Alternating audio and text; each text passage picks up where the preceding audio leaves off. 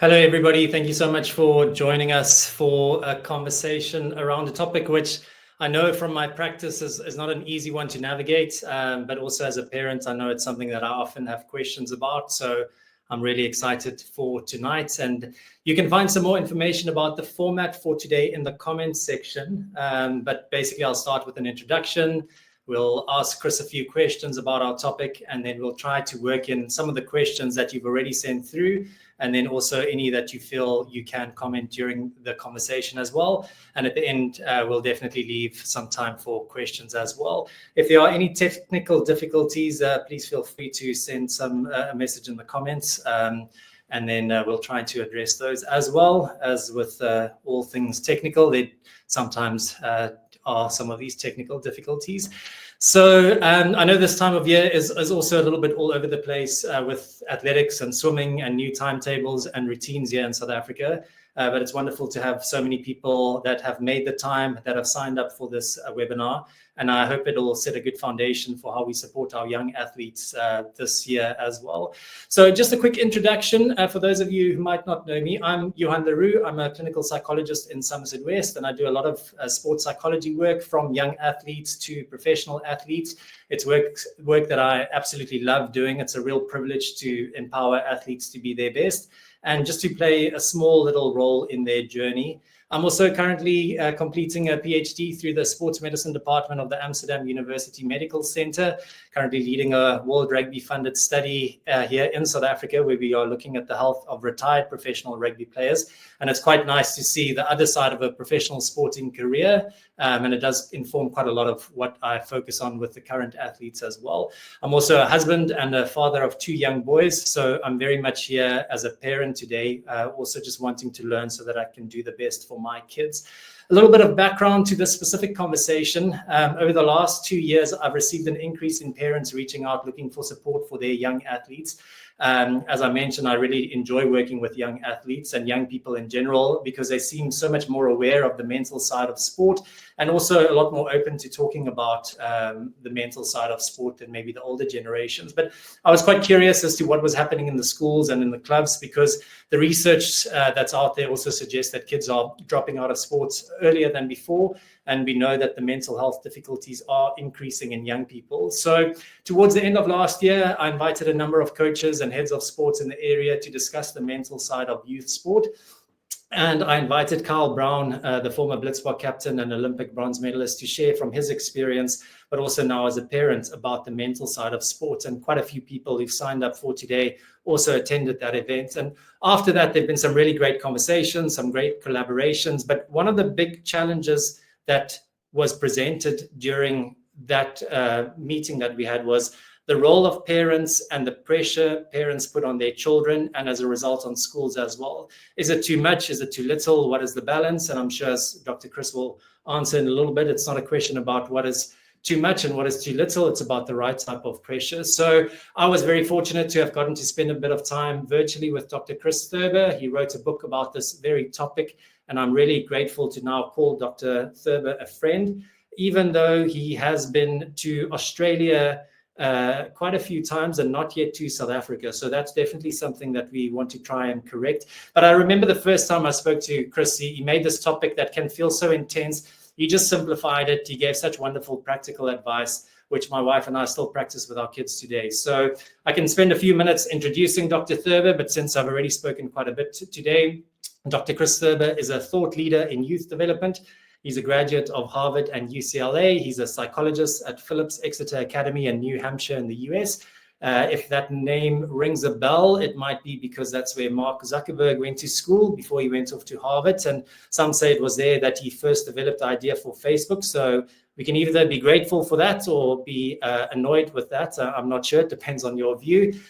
Chris is also a husband and a father of 2 boys. Chris, as we spoke a little bit earlier, you mentioned it's in the -degrees today here in sunny South Africa. It's been in the 30s, probably close to mid-30s. Chris Thurber, thank you so much for joining us. How are you at the moment?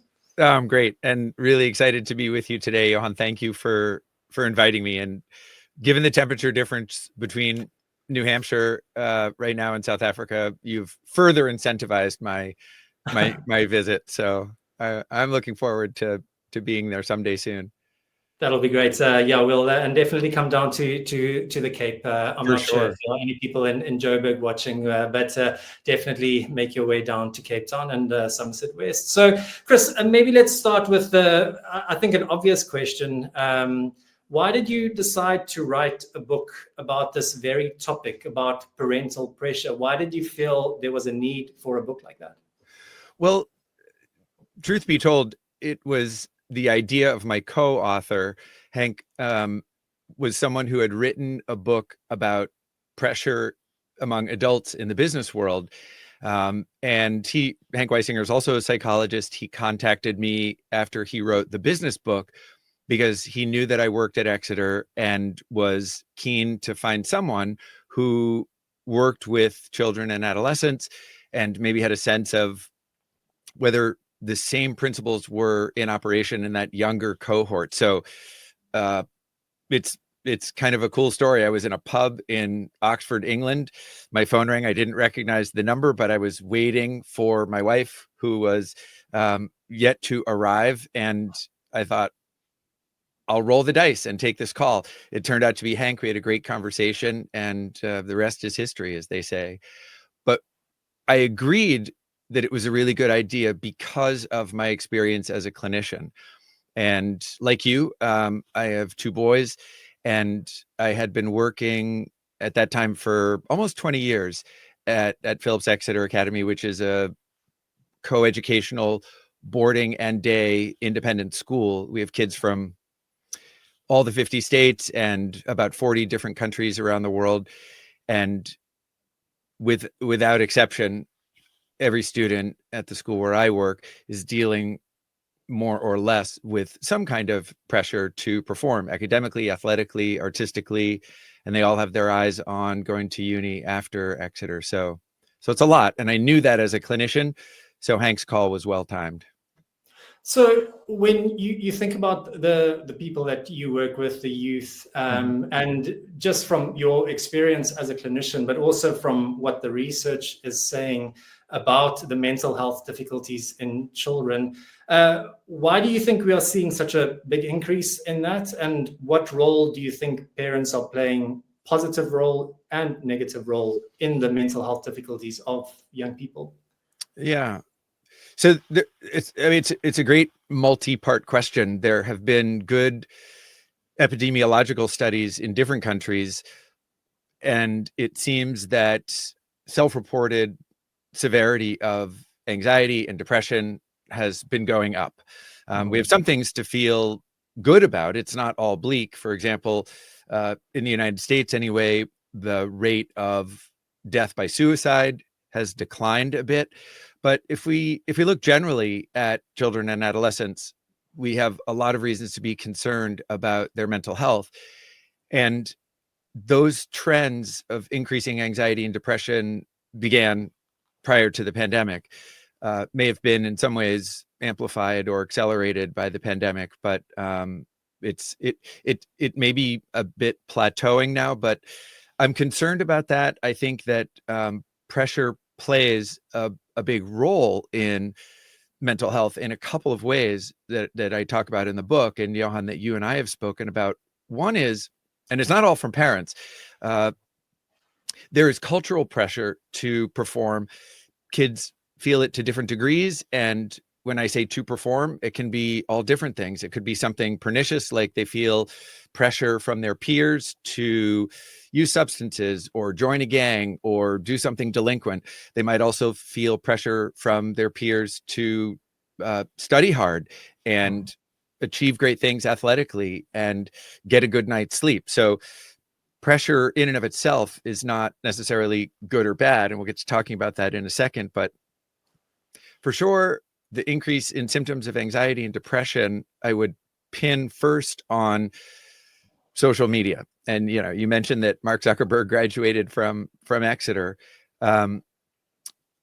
It's obviously, it's not just Facebook. In fact, I think most children and adolescents are not using Facebook. They're using Instagram and Snapchat and other platforms. But regardless of the platform, the things that social media does that are positive are connect us and answer our questions, may normalize some ways that we're feeling, may give us access to resources. On the minus side, it's impossible to avoid a lot of social comparison, people's physical appearance, people's achievements. And as everybody knows, what we post online is a subsection or subset of what it is that our whole life represents. It's a very curated image.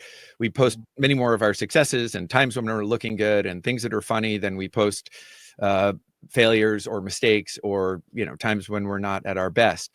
So when we have as much exposure as we do, again, if you look at studies that have been done in the US, in the UK, I don't know in particular in South Africa, but it looks like,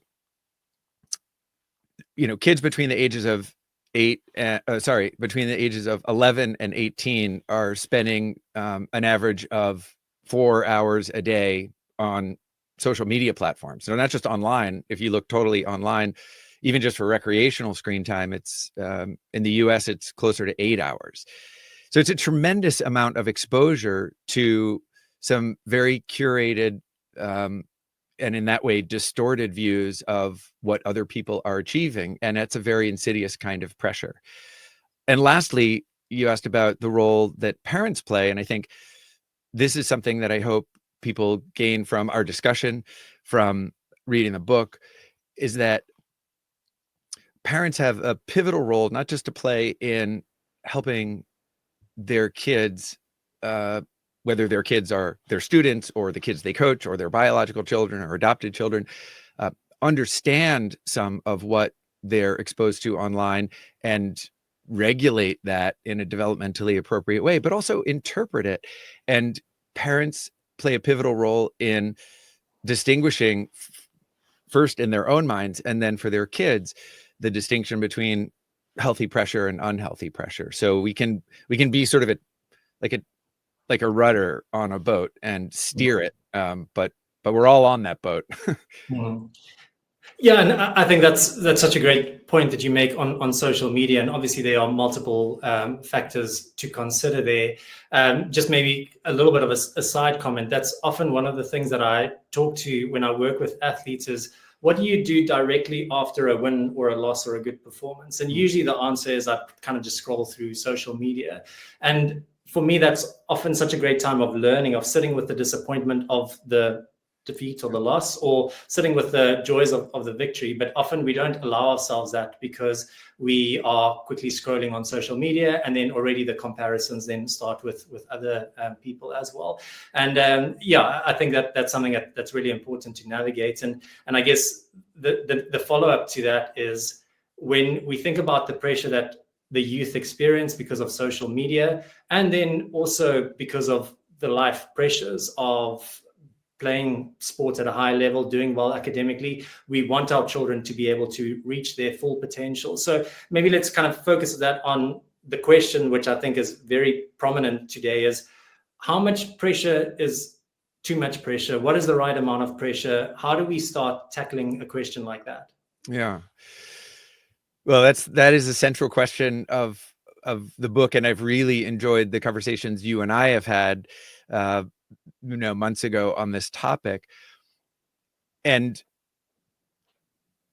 I want to say to everybody who's watching and also maybe enjoying a recording of this, that asking how much is enough, sort of the Goldilocks question, too hard, too soft, just right. Where is that magic place? It's actually the wrong question to be asking, because, and you know this, of course, but the amount of pressure has very small effect on kids' mental health and performance, but the type of pressure has a tremendous effect. And so the simplest way to distinguish between healthy and unhealthy pressure is that unhealthy pressure, which all parents are guilty of foisting on their kids at some point, but I hope subsequent to this conversation, they can do a better job, transitioning to healthy pressure. But unhealthy pressure frames outcomes as far more important than effort. It describes those outcomes in very narrow terms, and it makes young people feel solely responsible for their parents' happiness.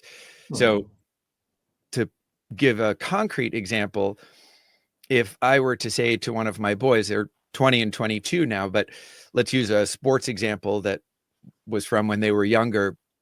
My younger son, Sava, liked to play flag football. So without tackling, but you had to pull plastic strips from a belt that everybody wore. That was the equivalent of a tackle. So safer, but just as fun as far as I'm concerned. If I were to be driving him to the sports field, to the pitch prior to a game and say to him, Sava, you're one of the fastest players on the team and everyone is counting on you for this win. If you expect to take the league title, it's on your shoulders. And this is something that will determine whether or not you make the varsity team next year. So again, I haven't said anything about trying hard. I've just framed the outcome as the thing that's most important in my mind. It's about winning. It's primarily the team's win is going to be up to him. And it's especially important that they win because his future depends on it. So that is a kind of unhealthy pressure. Whereas if I said to Sava on the way to the game, I know how much you love flag football. That's clear from watching you on the sidelines. You have so much fun with your teammates. And it's one of the things for sure that has helped you and help your teammates do really well. So, give it your best when you get out there and encourage your teammates and, keep your eyes open for, where that pass might go. And, we'll chat at halftime, which is more focused on effort, doesn't pinpoint the outcome.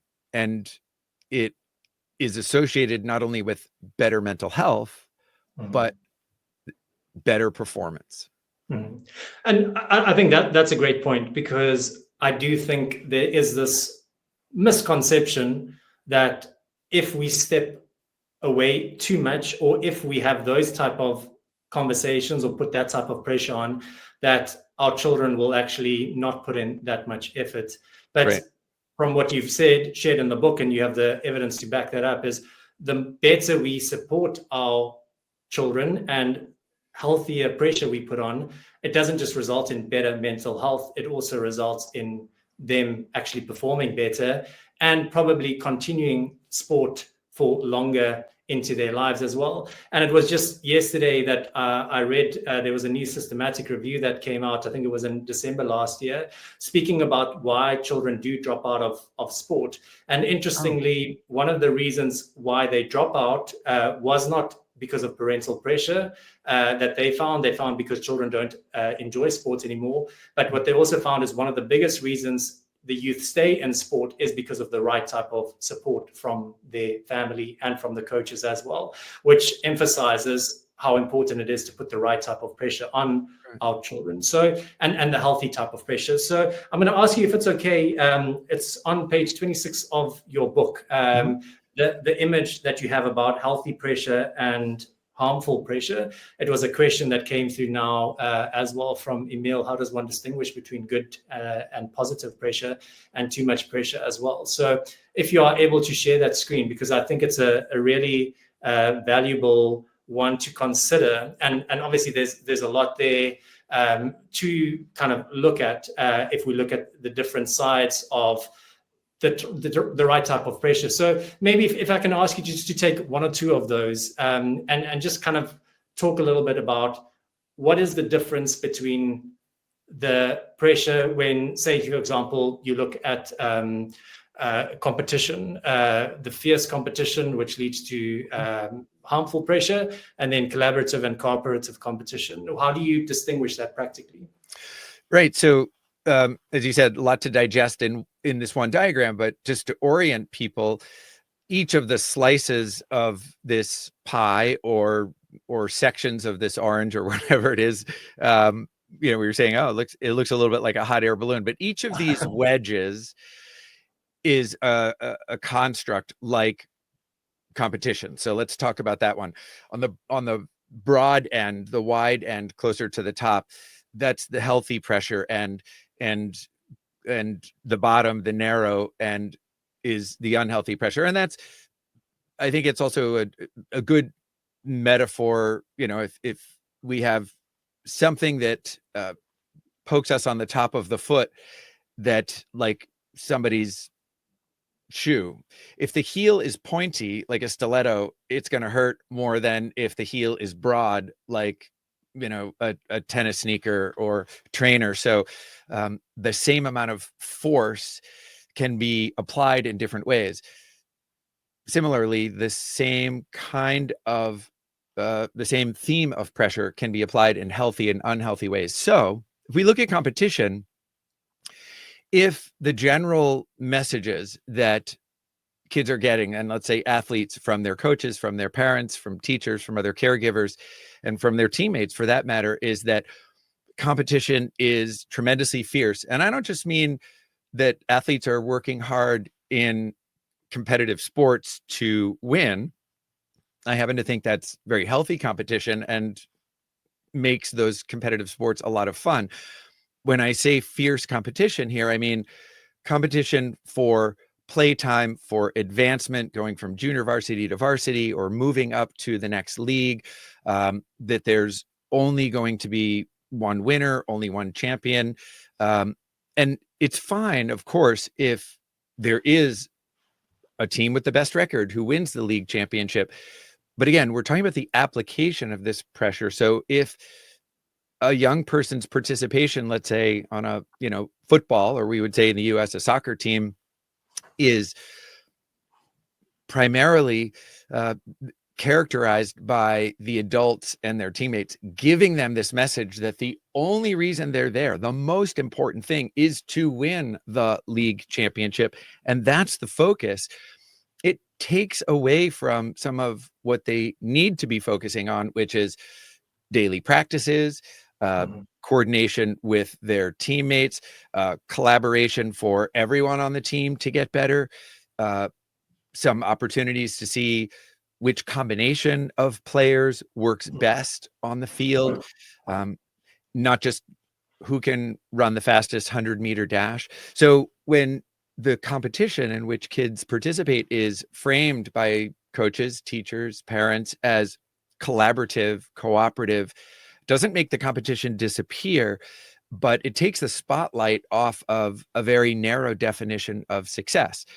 And that, again, it has an emotional effect, which is, I'm going to enjoy this more. I'm going to be less anxious during and before. I'm going to be less depressed after, no matter what the outcome was, but especially if the outcome is I didn't do as well as I wanted, or the team didn't do as well as we had hoped. So kids are more resilient. And I'd love to, see the study that you're citing, because it makes good sense to me that at some point, there's going to be not just intense feelings of uncomfortable, unhealthy pressure, but because all glimmer of enjoyment of an activity has dwindled, and you quit at the end of the season, or maybe during the season. But so these are just different ways to think about. We could, you could think about outside of sports, the competition to get into a selective secondary school or university. Again, if the people that are advising or just talking with that person, that young person, are emphasizing how fierce the competition is, and there's only a couple of spots, and the admission rate is in the single digits, and this is why you need to study so hard, then yes, that student will study in most cases, but they won't, their memory and their problem solving abilities, their, verbal and nonverbal reasoning performance is not going to be as good, because they're anxious, because they feel like there are such limited spots at this university or at this special school. And again, it hurts both their mental health and their performance. Mm-hmm. And I really I love that, and towards the end, and maybe this is an incentive to kind of stay for the last couple of minutes, because I'll be sharing from your book.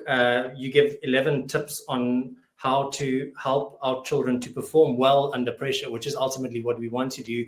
And one of the things, or you start with the first one and you say there's a reason for that, is we as parents, we need to check our own emotions at the door when we talk to our children, and we need to make sure that we don't kind of contribute to the amount of pressure that they are experiencing when it comes to performing. So just want to kind of mention one of the comments here, because I think this is quite a nice one to kind of talk about this. Leonie Nell saying, how do you keep your child motivated to keep on trying even after many disappointments? Because the reality is there is pressure on children. They feel it from parents sometimes, but they feel it from other places as well. There's that natural comparison. How do we need to communicate with our children about what it is that they're experiencing? That's such a great question. I want people to think about two different timelines for this trying even after many disappointments. One timeline could be fairly brief, let's say in the space of an hour. If we go back to football or soccer as an example, and let's not even make it a game, let's just say it's a practice. In that 1 hour of practice, it could be that your child makes 24 attempts to kick the ball in the net from 20 meters out and misses every single one, or maybe just makes one.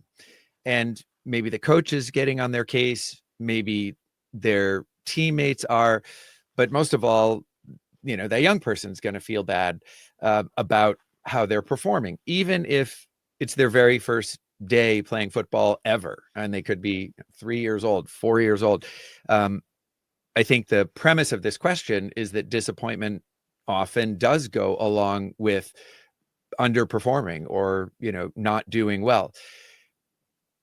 The other timeline I'd like people to think about is the course of a season, say many months of participation in soccer. Or we could use a music example, an hour of practicing the violin and trying to get this cadenza to sound good, and it's not, and you're feeling disappointed. Or 8 months of playing with an orchestra and trying to get the same cadenza to sound right, and it doesn't. Mm-hmm. So now to the question of how do you keep your child motivated? It certainly begins with how you have framed the activity to start with. Mm-hmm. If the motivation was at the beginning primarily extrinsic, like if I say to one of my boys, I loved playing football when I was your age, which is why I've signed you up for this, fall league football team. And the first practice is this Saturday. So, get excited because it's going to be amazing. I understand that sentiment, but I'm not sure that we're tapping into that young person's intrinsic motivation. And I would always advise parents when they're introducing an activity or talking about returning to an activity that maybe they've worked on for one season or for a number of months, listen for what that child's interests and abilities are. Now, doesn't mean that they have to be amazing at everything they do or to show spontaneous interest in something that you think would be really interesting and fun for them. But before you get too deeply involved, as a parent, you're going to want to see where is their motivation to begin with. So that would be the first thing. Let's say that you've done that or maybe not done that, but now your child, whether it's the hour timeline or the multi-month or multi-year timeline, has experienced a lot of disappointment because they're not doing as well as they would have liked. And this is relative. Doing not as well as you would have liked or feeling disappointed might be someone who's an extremely high level at whatever they're doing academically, artistically, athletically, but because, let's say, with an athlete, they've never helped their team make it to league championships, or if it's more of an individual sport, like swimming is largely individual, or gymnastics, they have never won a gold medal, but they've won silvers. And we would say, you shouldn't be disappointed, but understanding that the disappointment is relative, I think what parents need to do, if we're talking about the 1 hour timeline, is lead with some empathy. Like, yeah, I understand, Johan, it's frustrating. I've been working on cooking dinner in the other room, and I can hear you repeating that same measure on your violin, or I was sitting on the sidelines watching you try to kick goals. And I think, like you said, most of what I saw were balls that went left or right of the net. And yeah, it's disappointing. And then pause. Don't offer a solution like, keep practicing, you'll get better, which is on the tip of every parent's tongue. And I get it, because I've said it. But I want to go back to something really important that you said earlier, Johan, which is how crucial it is, what an important life skill it is, that we learn how to sit with our emotions for a while and not instantly go to a distraction like scrolling on social media, or instantly have someone try to problem solve for us. P.S. For most of the problems that kids have, for which parents are tempted to offer a solution, the kids already know what that solution is. So maybe not a 3 or 4 year old, but most other kids, if they're trying to kick a goal and missing, they don't need you to say, if you keep practicing, you'll get better. They've had that experience with other things. So that's built in, and I think it'll just irritate them if you say it. I would just empathize. And I think 9 times out of 10, not only will your child feel connected with you when you make a statement that describes how you imagine they're feeling, but once they feel connected to you, that is, they feel understood. And it could be that you're the coach and you're saying, yeah, it's it's really maddening to have kicked so many attempts and made it once or twice, right? And again, you're the coach, so you want to give advice, but they're not going to hear that advice. They're not going to want to persevere unless they feel a connection with you. And over the longer timeline, I would add to that empathy by asking them, and empathy is always the way I would lead, but you keep them motivated by getting them to think about other dimensions of their experience. So they might say, I don't want to do swimming anymore. I hate the water. I hate my teammates. I hate the coach. I hate competition, and kids are very good at coming up with these litanies of everything they dislike when they want to convince us that it's time to change and their motivation has tanked. It doesn't mean that that's what's going to happen. Like, they are going to quit the swim team, but maybe not. Just for the moment, say something that acknowledges how they feel and then pause. So sounds like there's nothing about swimming that you are currently enjoying or looking forward to. Period. Full stop. Silence. Let them respond. And then if you can explore a little bit once they've felt connected, I know that you've been working really hard on your breaststroke turns, and you're trying to get under that 1 minute and 10-second time for the 100-meter breaststroke. It's something you've been working on all season. So I get why you're disappointed. Again, pause, let them acknowledge. Once you're certain that they feel understood, then you can say, I'm also thinking about,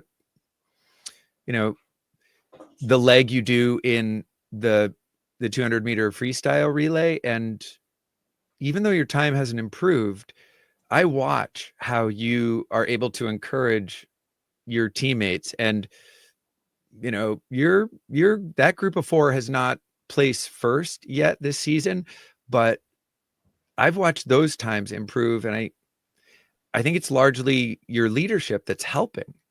And I'm just giving a very specific example. Everyone can think of specific examples that apply to their own kids, or the children that they coach. But what I'm trying to describe is, first and foremost, empathy, and second, a very gentle discussion about the various dimensions of their participation that they may not be taking a look at. The last thing I would say is, don't contradict them in the moment. They're too disappointed, they're too upset, it's too emotional. So don't say, I don't want to hear any talk about quitting. You and I both know you're going to keep swimming for 4 more years. That's not the moment to say that. Nor is it the moment to say, okay, well, if you don't like it, that's it. I could use the time that I normally, waste driving you to the swimming pool doing something else. So, forestall the decision until everyone's feeling a bit calmer. And I think what's so great about that is it's not about kind of just saying the right thing at the right time. It's a completely different way of how we communicate. And just when you were talking now, it makes so much sense, because children know when they perform well or they didn't perform well. We don't have to say that to them. And very often in that moment, that is not the right time to address that anyway. Right. What is the reality is they are sitting with that disappointment. They are sitting with the sadness, the frustration, the anger, whatever it is that they are experiencing. And it doesn't actually matter what we are going to say to them. And so starting with, well, just tell me how you feel, or just kind of creating that space and then allowing them to process everything that's going on. That in itself is a lot more beneficial than saying something that probably isn't going to land anyway. Right. So maybe just to kind of build on that, and it's one of the questions that I had written down here to ask you. So we've spoken now about disappointment, and if we flip that around and we say now our children have done well because of maybe an outcome, they've come in first position, or you can see something that was really good that they did during a match. Maybe they were the one that kept the excitement levels high, and you want to offer that praise. In your book, you speak about the 6 S's, about praise needing to be soon, it needs to be spontaneous, it needs to be sincere, it needs to be specific, it needs to be striving, and it needs to be standalone. Can you just tell us a little bit, and practically, how do we apply offering our youth the right type of praise when there is something, and I guess there's always something to praise, but how do we praise them in a beneficial way? It's another great question. I think, first of all, I would always encourage anyone, teacher, coach, mentor, parent, to praise more of a person's effort than the outcome. But as you said, Johan, at the outset, one of the things that Hank and I work hard to try to do in the book, we make this point even before the first chapter, is we want parents to keep their high standards.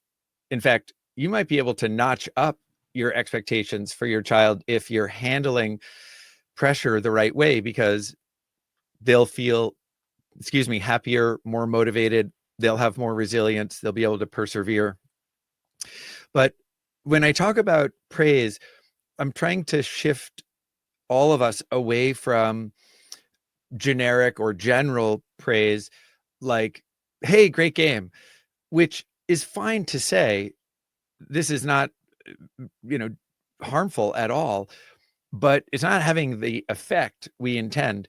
When we're offering praise, if we can time it as close as possible to the thing that we're praising, and that doesn't mean if your kid has a great swim or a great play on the field that you jump into the pool or run onto the field before everything's over, but as soon as possible, instead of waiting, weeks to say, oh, I meant to tell you 2 weeks ago that I thought, you played great defense. Or that's, I think, the easiest thing for parents and other adults to do is keep our praise close to the event.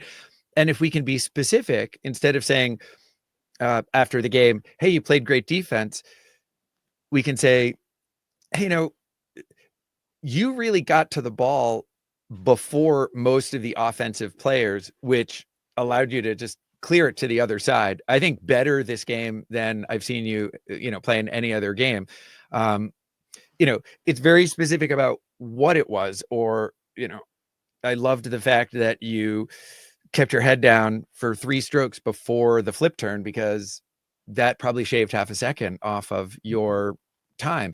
Now, realize all of that is about performance. Yes, we're talking about, getting the ball out of, clearing the ball to the other side, or swimming faster, but it's very specific. And if in addition to that, you can think about what it is that the young person's been working on. And I wouldn't offer, when it comes to sincerity, some vague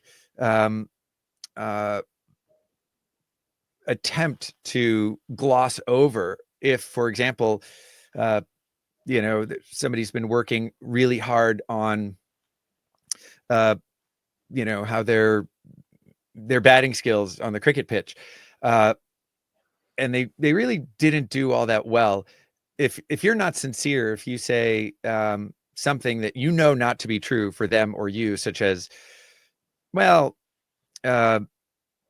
it's this game didn't matter at all, or oh no, hey, I don't, I think you did great. You did great. You win some, you lose some.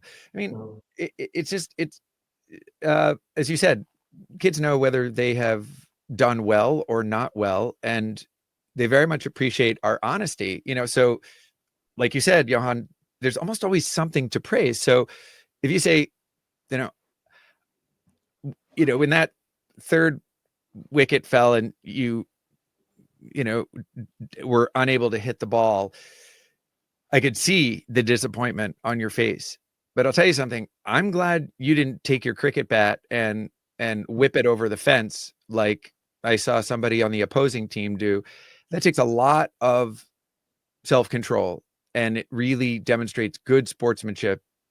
You're setting a good example for your teammates, even in those moments when you're really upset. Mm-hmm. We can always find something in young people's effort to praise.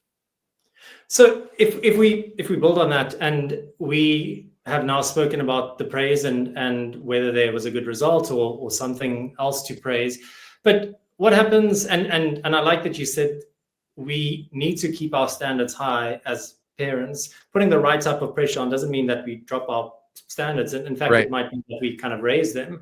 So what happens then when our children's heads do drop, or they let themselves down, not because of a bad result, but because of maybe the wrong type of attitude? Mm-hmm. How do we address that in a healthy way? None of us think clearly when we're experiencing a strong emotion. When we're experiencing a strong positive emotion, there's usually not a problem. It's just like surfing a big wave. Just ride it and enjoy it. It'll end, right? That wave is going to, crash onto shore at some point. All emotions are transient, but really the question's about strong negative emotion, and recognizing first and foremost that anything besides providing empathy, more philosophical discussions or problem solving or big decisions like, do you want to continue with the sport next season, that sort of thing, or how do we address this? They really can't be done when someone is intensely sad or disappointed or angry or frustrated. So empathy is, by making a statement that describes what you think, the child you're coaching, or, your biological child is experiencing. Like, I can tell from the look on your face how frustrated you are, or I know how mad you are at that ref, who may not have seen all the parts of that play, that, that was a controversial call, but right now I can see just how angry you are. Period, full stop, silence. You got to wait for your child to respond to know whether your description was accurate or not. And don't worry if it's not, because they'll correct you. So it's kind of a, a foolproof sort of thing. But,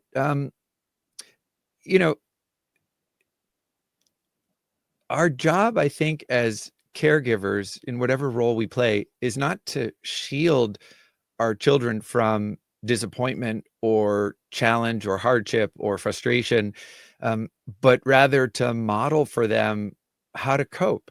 And I don't know about you, Johan, but I'm an impatient parent. So when my kids, especially when they were younger, but even now when they're both at university, if they call me and my wife and they want to talk to one of us or sometimes both of us on speakerphone about frustration they have, uh, my younger son was really anxious before this thermodynamics final exam that he was taking in December. And my older son right now just talked to us a couple of days ago on the phone about how frustrated he was with the co-director of this opera company that he's conducting. And, it never stops. We're at every age experiencing strong negative emotions, but they are all temporary. And I think that when we can model healthy coping for our kids, whether it's in sport or anything else, we're just doing something so loving and so beneficial for our kids, even when you don't see that strong negative emotion instantly disappear. And that's where my impatience, sort of gets in the way. We have to sit with our kids, and remind ourselves silently that just sitting with them, and it could be sitting in the car, it could be sitting on the phone, be, literally sitting, but not being so impatient that we tell them they need to get over it, or we, minimize what they're feeling. I've had so many students sit in my office, as you may have as well, and say, what really bothers me about my mom or my dad is when I'm angry or when I'm frustrated, they tell me that, well, when they were my age, they didn't have X, Y, or Z opportunity, or when they were my age, they just, pulled themselves up by their bootstraps and soldiered on. Maybe they did, but it doesn't help to hear that. It's, the subtext is you're not as good as I am. You're not coping with this well. And maybe most devastating, what you're feeling is unreasonable. And that's really hard. So I'm just going to put one of the questions that also came through, and I know time is always flying, and it always does when I have conversations with you, because I think there's just so much there that you can offer us in terms of seeing things in a different way. And almost when you were sharing now, it made me think that about impatience. Often after an event, we feel the sense of patience or impatience that we need to address this right now. This needs to be fixed right now. We need to get this right now.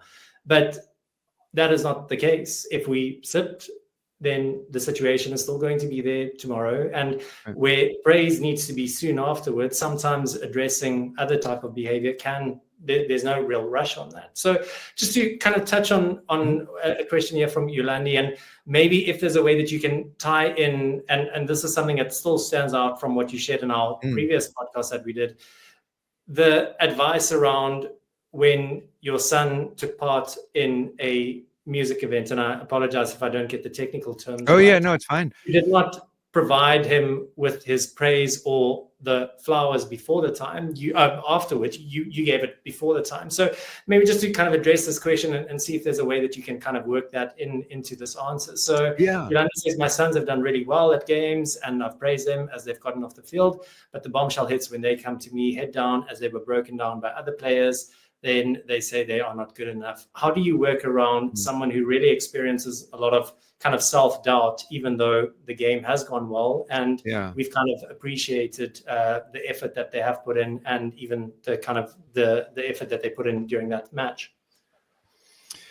Yeah, it's a great question. And I am wanting to pick up on these two parts. My sons have done really well, and then near the end, but they say they're not good enough. And the implication is that someone has said that to them, or maybe nobody on their team said it, but um, they haven't achieved something that they feel is worthy of posting on social media, for example. But there's some comparison there. So um, again, I would lead with empathy and say, um, boy, that's tough, even when you do as well as you've done on the field, to to still not feel good enough. There has to be part of you that feels it's just impossible to feel good enough. Um, if you're not feeling gratified after a win, or if you're not feeling gratified um, after trying so hard, um, and again, pause. So, I've tried to describe that they're feeling disappointed, they're feeling not good enough, they're feeling not gratified. It's really upsetting. I'm not offering solutions. I'm not asking why yet. I'm just letting them have some silence where they can affirm, yeah, that's exactly how I feel, or that's close. It's kind of this. Um, and then I would ask an open-ended question, again, how do you help them through this? Uh, what do you think is contributing to that feeling?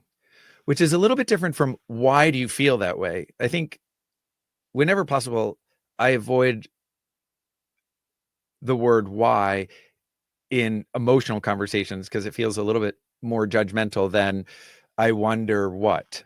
So I wonder what might be contributing to you're feeling not good enough. Is that something someone has said to you? Is it just a hunch that you have? Um, and based on their answer, and if the answer is, broken down by other players, um, then the conversation is going to turn to, so I wonder what the other players are expecting. And I wonder what you're expecting from yourself. And, is that reasonable, or is that not reasonable? Or how might you respond when, somebody says, you have a teammate say, that was a good pass, but I still need you to get it further down the field, or, Mhm. you know, good goal, but that was all luck. Mhm. Um, and sometimes what we have to teach our kids is to be very discerning in what they're choosing to believe, Mhm. what somebody else is saying, what's reasonable. And maybe you can learn to kick it further. So being able to say to a kid who says, you still aren't kicking it far enough. It's like, hey, I'm working on it. I'm working on it. Right. Mhm. And it's not a contradiction. It's again, focusing on effort.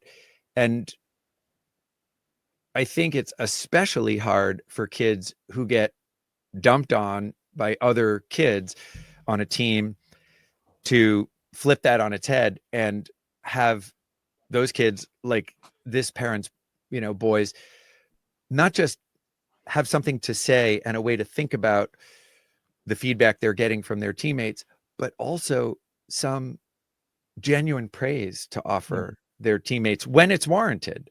Mhm. So that even though they're getting, broken down, they're not breaking other people down or turning around and saying to a younger sibling the same thing. But, well, set a good example by, when it's, and it doesn't have to be verbal. You pat somebody on the back or give them a high five, but why don't you let your teammates know when they deserve it that, that's, Mhm. that's something they really appreciate. And, to your point about timing, I do love sharing the story of the insight my wife and I had together that our giving our boys a bouquet of flowers after one of their violin recitals, which was very much a, cultural tradition we were following, but and enjoying, but somewhat, uh, our blind spot was what what are we praising here? And we thought, better to give this bouquet of flowers backstage before the concert or the day before the recital, when we had time to say to our son, we're really looking forward to this recital, and I know you've got butterflies in your stomach and you've worked really hard. It's going to be amazing. And I want you to remember, when you take a bow before and after, look out at the faces of the people in the audience and see how much joy you've brought them. And what we brought for you today is, this bouquet of flowers or whatever it is, in recognition of how much work it took to get to this spot, So have fun tomorrow.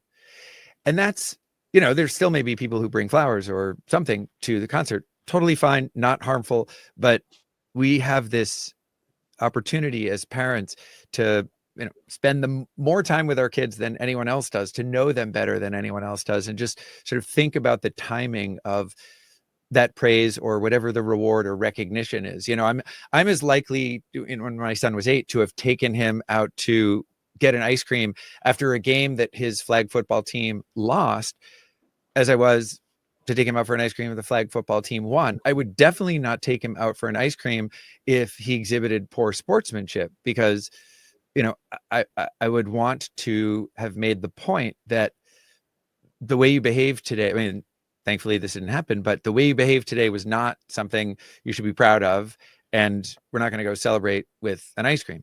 But if you put forth good effort and had good sportsmanship, getting an ice cream, doesn't depend on whether you won or lost. Mm-hmm. And again, that just changes the focus completely. And it's so much, the impact of that is long lasting, as opposed to you did well, so there's an immediate reward. Right. Because again, you want your children to continue putting in that effort. And the more you praise the effort, the more that will be replicated. You don't always have control over the outcome. Right. And it sustains motivation, which was an earlier question.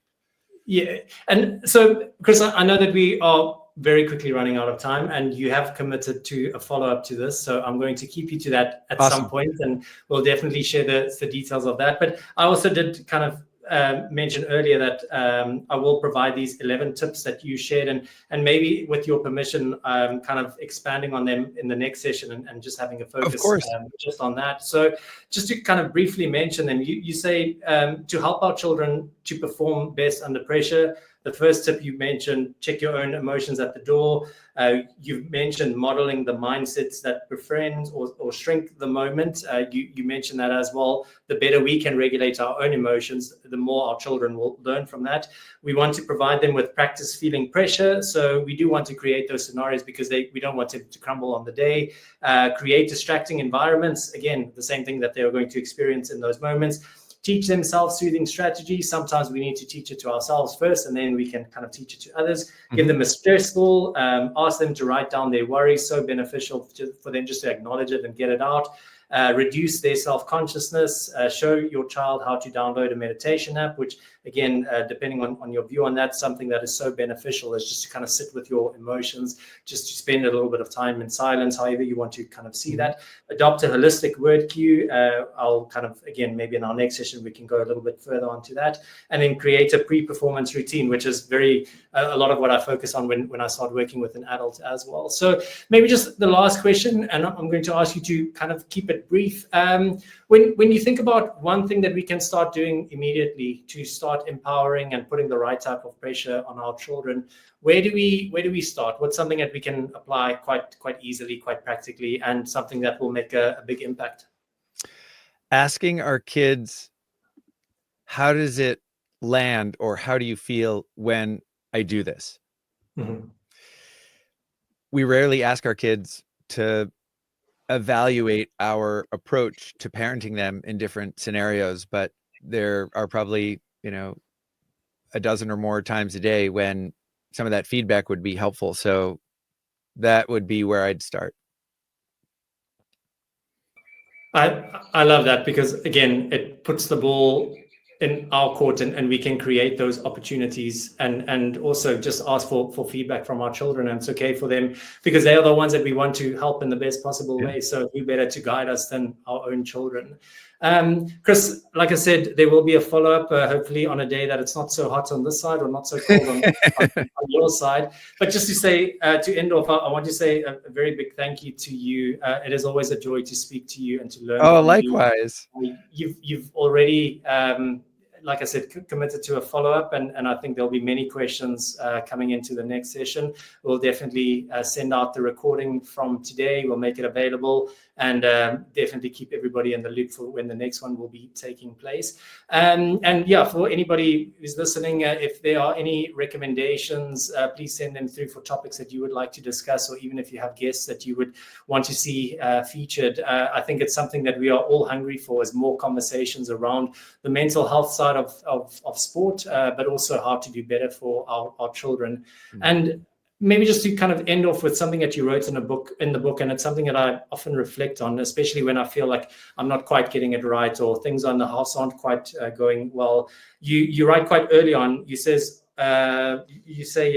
of course, improving our parenting skills is easier said than done. As parents, our lot is a lot. Fortunately, we have thousands and thousands of chances to get it right. Each day, you can have a go at parenting your child in an even healthier way than you did yesterday. And so I hope that today, because of today's conversation, and I hope that we will feel that we can use those thousands of opportunities better. We can be better for our children. And I know that the impact won't just be felt now by our kids, but the impact of that will be long lasting. So thank you very much to everyone.